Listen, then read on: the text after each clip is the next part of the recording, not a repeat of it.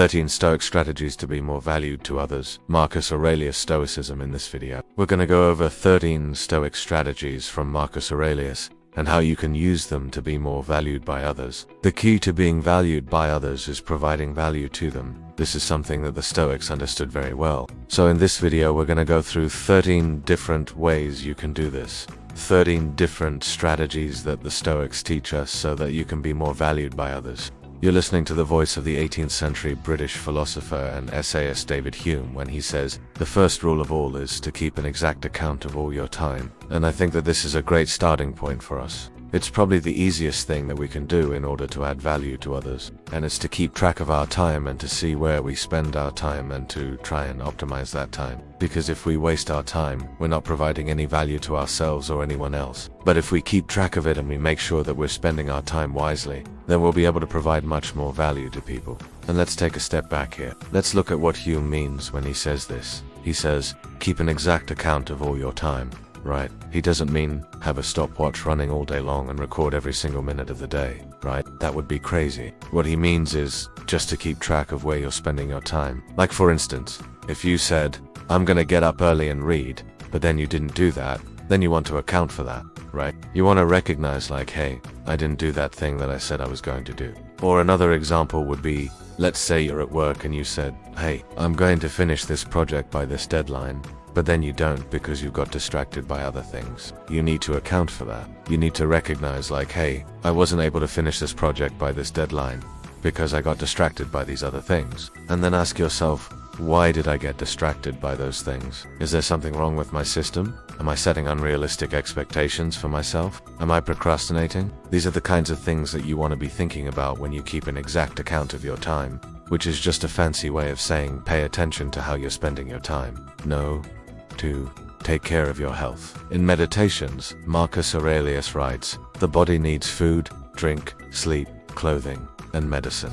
But most of all, it needs exercise. So he knew that in order to live a good life, we have to take care of our physical health. We have to exercise. We have to eat well. We have to sleep well. These are all things that we know now are really important for our physical health. But they're also really important for our mental health too. If we take care of our bodies, then we'll have more energy, we'll be more focused, and we'll be better able to provide value to others. He says, no one can harm you. All they can do is act. And that is something they always have been doing. And so he's pointing out here that only we have control over our own actions, right? Only we can choose how we respond to things. The other person might say something offensive, or they might push in line in front of us, or they might cut us off in traffic. They might do all these different things. But it's our response to those things that ultimately matters. It's our judgment about those things that ultimately matters. So, if we can control our response to things, then we're much more likely to be able to provide value to others. We're much more likely to be calm and collected and helpful and not reactive and not angry. Stoicism teaches us that everything that happens to us is a choice that the universe has made for us. It's part of our destiny, part of the plan. And so instead of resisting what's happening, instead of getting upset about it, we should embrace it, we should accept it. We should realize that this is what the universe has chosen for us, and this is what we need to deal with right now. And if we can do that, then we'll be better able to provide value to others. Whatever state of mind you're in, amend it right away. What's wrong with this picture? And what he's pointing out here is that whatever state of mind you're in, whether it's anger or resentment or frustration, whatever it is, you have the power to change it.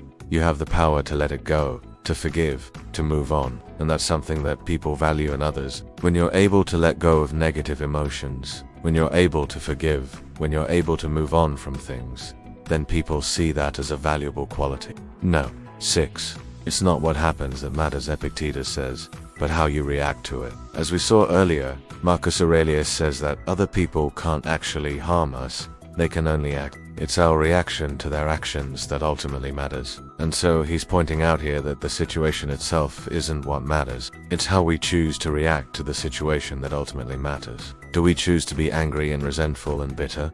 Or do we choose to be positive and optimistic and forgiving? That's ultimately what matters. Number 7.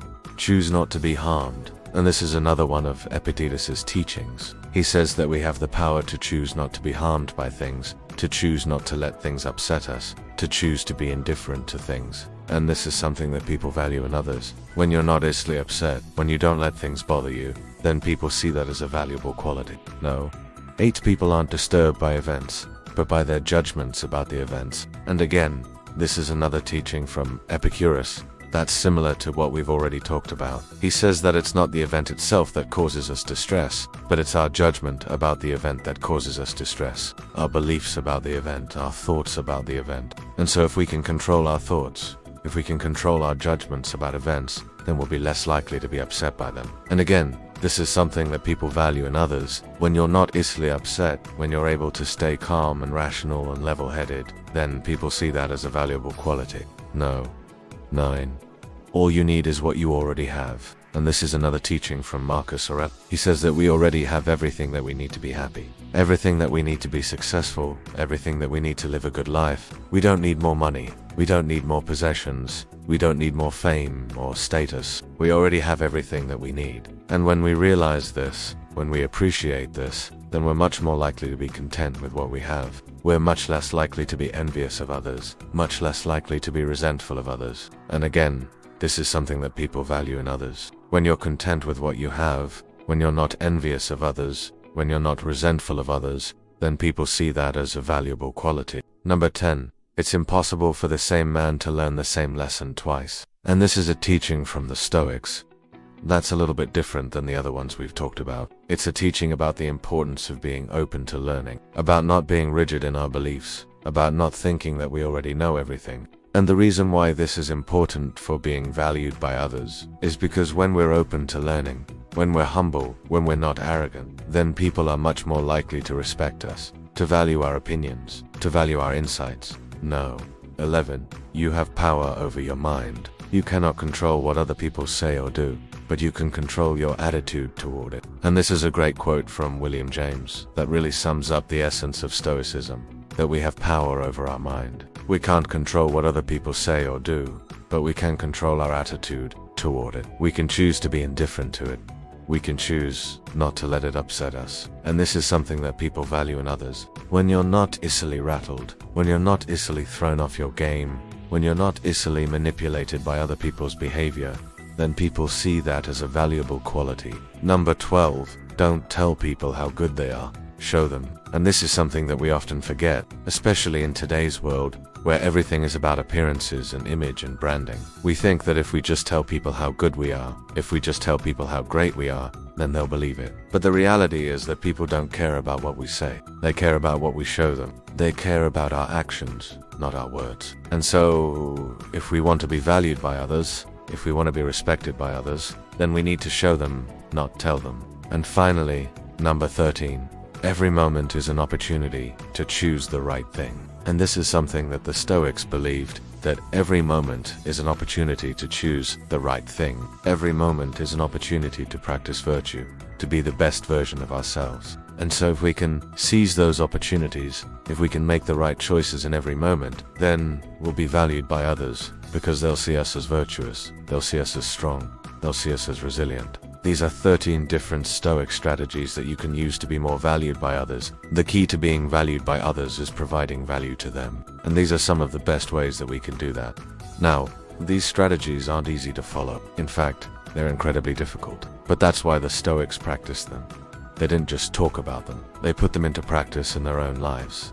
And so should we. Let's put these strategies into practice in our own lives and see how much more valued we can become by others.